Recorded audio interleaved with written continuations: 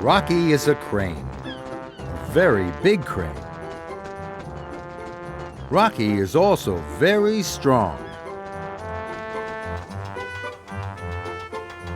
Harvey is a crane too, but he's much smaller. Harvey isn't as strong as Rocky, but they're both really useful.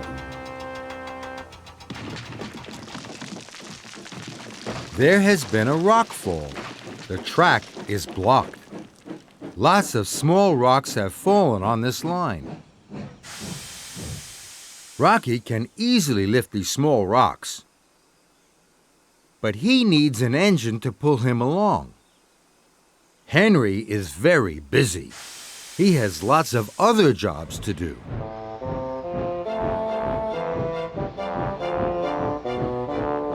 So he has no time to work with Rocky. Here's Harvey. He isn't as strong as Rocky, but Harvey doesn't need another engine to pull him. So he's just right for this job.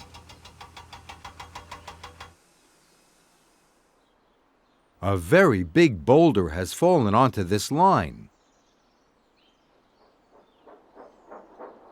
Harvey is too small to move this big rock.